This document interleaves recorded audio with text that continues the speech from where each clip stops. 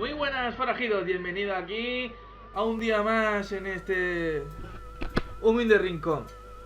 En el día de hoy vamos a aprovechar estos días tan oscuros con calabazas, no las calabazas que te va a dar la que tanto te quiere, sino las calabazas que vas a ver.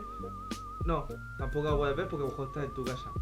En el día de hoy vamos a hacer un pequeño especial dedicado a esas historias de horror que cada uno tenemos en nuestra alma. Esos momentos de desahogo que nosotros queremos ver cómo la gente muere en divertidas y estrafalarias circunstancias. Bienvenidos a este especial de cómics. En este especial de horror vamos a centrarnos y vamos a hablar ciertas recomendaciones que cada uno del equipo va a dar. Empezamos, ni más ni menos, con Aitor. ¿Cuál es tu recomendación? Hola, Papu, hola. ¿Sigo yo? Vale. Sí. Vale. Que era para ver si estáis atentos, hombre, y para la audiencia, si es que no sabéis, joder. Exactamente. Pues nada, yo os traigo un cómic español bastante tocho, bastante bueno, la verdad.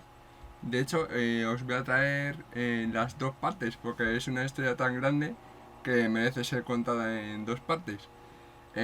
Su título es El bosque de los suicidas, en su primera parte, y la segunda es La llamada del bosque de los suicidas.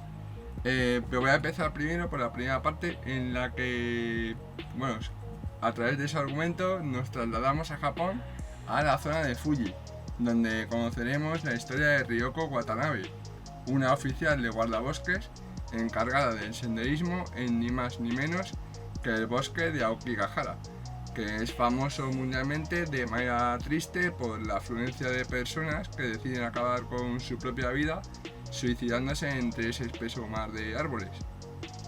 Aquí, bueno, la propia Ryoko tiene una historia personal con el bosque que protege, ya que es una especie de afrenta que la lleva a conocer ciertos métodos para enfrentarse a los espíritus de aquellas almas atormentadas por su pasado, las cuales deciden regresar llenas de ira y sufrimiento para vengarse de todas aquellas personas que les hicieron daño en su pasado.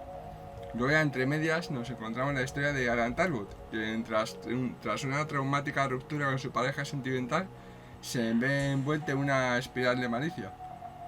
En esta primera parte, bueno, pues el guión está hecho por El Torres, un autor español, que es un guión que convence bastante, ya que cuenta una historia que se basa en cómo cada persona decide enfrentar la muerte de personas queridas.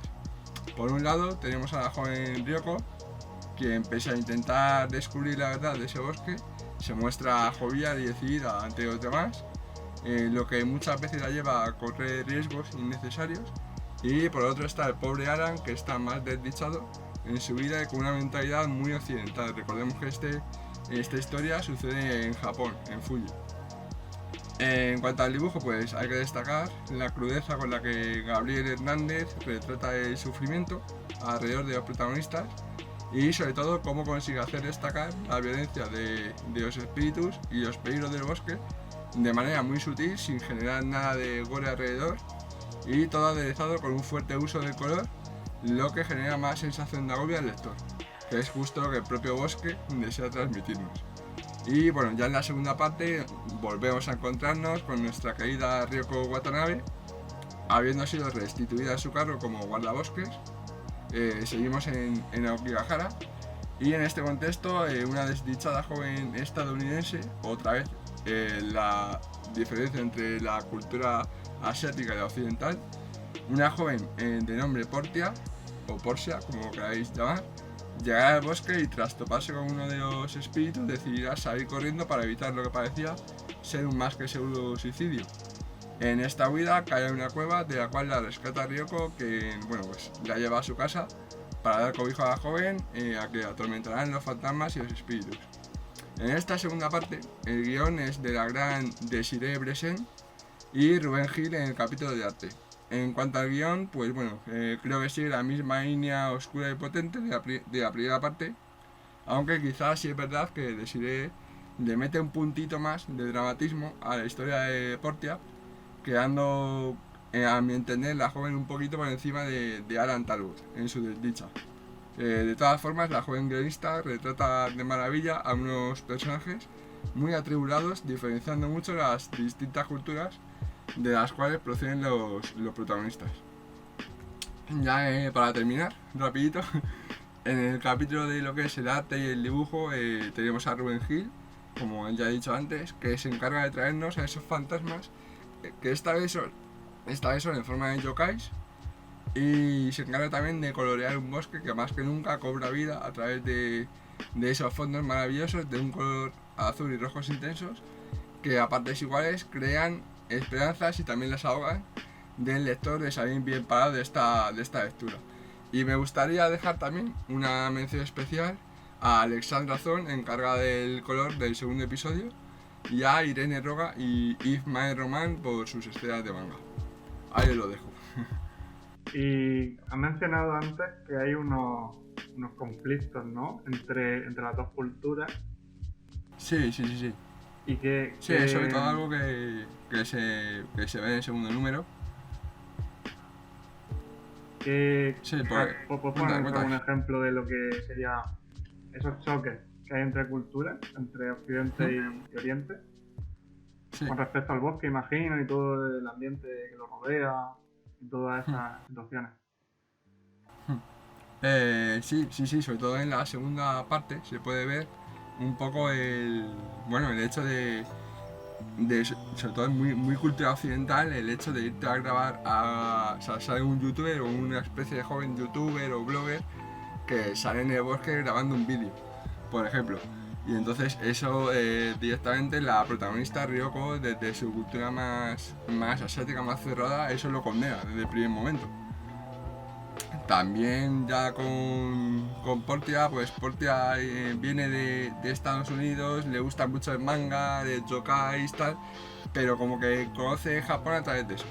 Y le dice a Ryoko que Japón es mucho más que lo que ella piensa, que no son solo las culturas, los samuráis, la cultura cerrada y tal, que también hay espacio para esa apertura hacia lo occidental.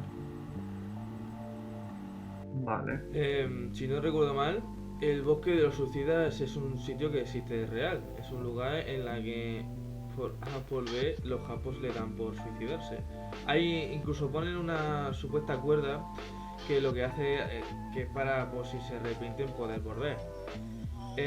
Ahí es que lo que dices ya ocurre de verdad. Ahí ha habido gente que se ha ido para allá con las cámaras y tal, y si se han perdido, adiós y no lo vamos a ver en nuestra puta vida porque se han perdido, porque ese bosque es inmenso, casi infinito y con una gran facilidad para que uno se pierda.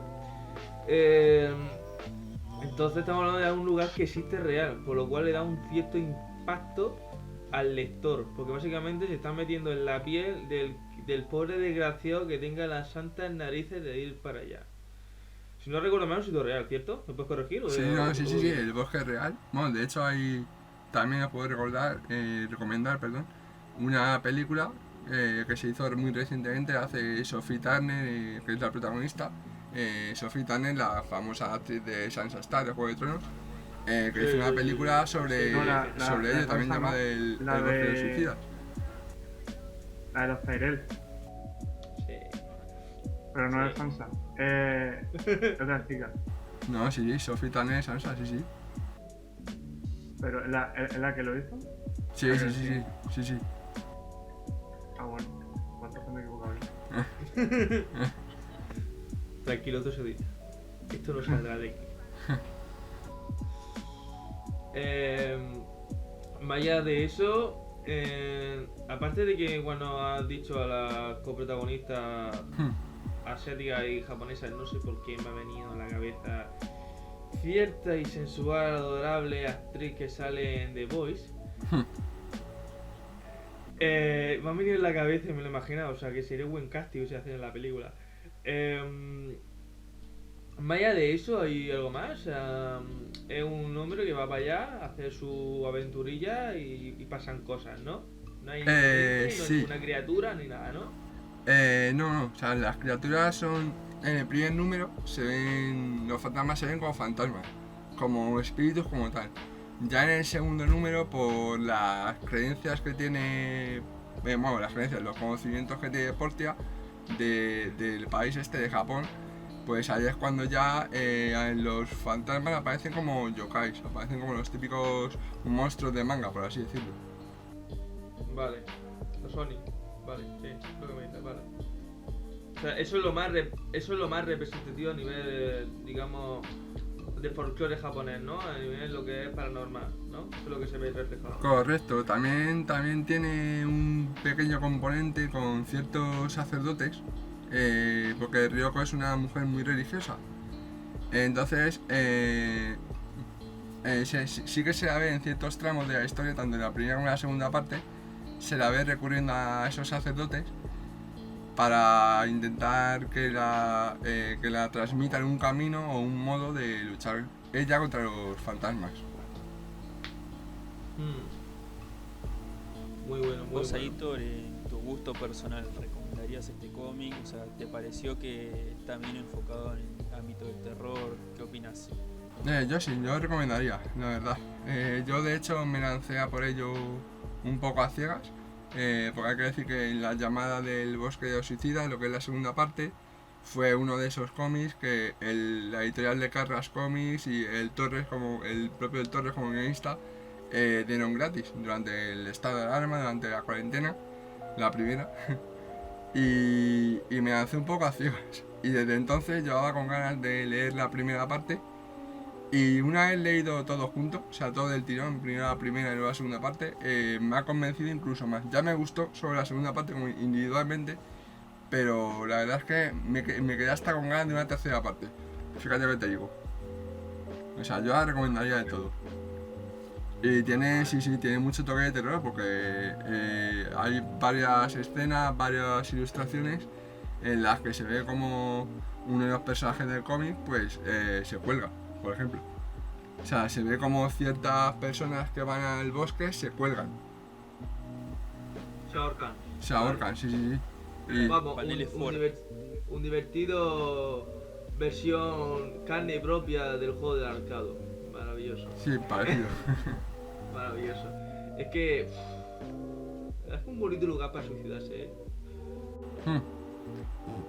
Sí, de hecho eso es una de las cosas que comentan también allí en el cómic, que es una pena, de hecho lo dice Ryoko, que es una pena que un bosque tan bonito y una joya de la naturaleza, como es un lugar espeso, una gran arboleda, que es una pena pues que sea famoso o que sea recurrente utilizado para esta noticia tan triste. La verdad es que es lamentable porque ya he visto cómo es más o menos por Google Maps y por lo que te deja ver Google Maps, porque cada vez te lo va a censurar. También lo que he visto de los blogs que han ido para allá han tenido los santos cojones de ir para allá y vivir la gran experiencia. Y que algunos, pues claro, han encontrado ciertas cosas que, bueno. Sí. Pues de bien grado, parece que es normal que te encuentres algún cadáver, tal rollo. ¿Te refieres a Logan Paul? Por ejemplo. Pero había otros más que también se han metido. Sí, bueno, de hecho Logan Paul le denunciaron también por ese vídeo. Sí, por ser un irrespetuoso. Era un strike por el cadáver, realmente. Que eso no debe ser mostrado. De hecho, uno de los personajes que menciona Aitor hace alusión a ese tipo de personas. Sí, pues lo estoy diciendo. Justo. Bueno, tú lo recomendarías 100%, ¿no? Porque yo ya me estoy diciendo que tengo curiosidad. Yo lo recomendaría, sí. Además, si os gusta la cultura la cultura japonesa y el dibujo rollo más tirando al manga y tal, os va a encantar. Tengo alma de samurai, o sea, por lo cual lo voy a querer ver. Bueno, vamos a saltar, porque es que tu propuesta ha sido muy buena. Vamos a ver si los demás... A mí ya me ha ganado, vamos a ver si los demás le ganan. A cada uno le puede decir si quiere ahora mismo qué le parece la propuesta, si le ha picado la curiosidad o algo. ¿Qué os parece a cada uno? Hombre, a mí me parece chula.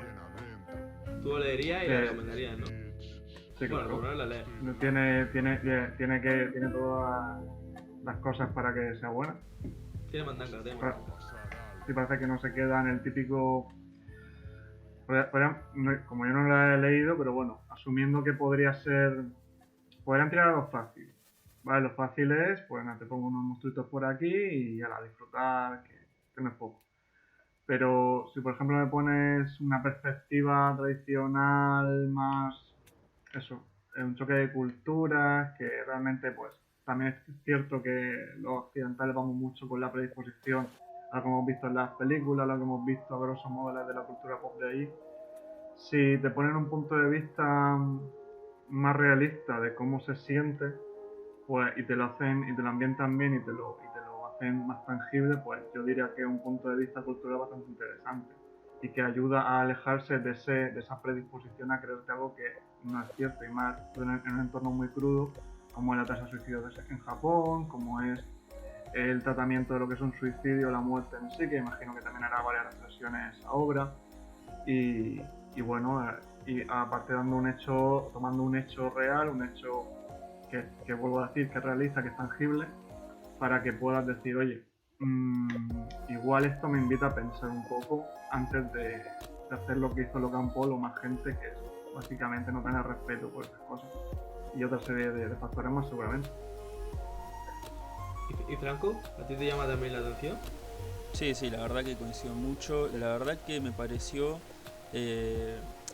a ver, a mí me llaman mucho la atención estos cómics y historias que agarran parte de la realidad como para llevarlo a una historia un poco más de terror, ¿no? Estos cómics que salen de lo realista y podés sentirlo también, como que vos podés pasar sobre esa situación en alguna medida, en gran parte.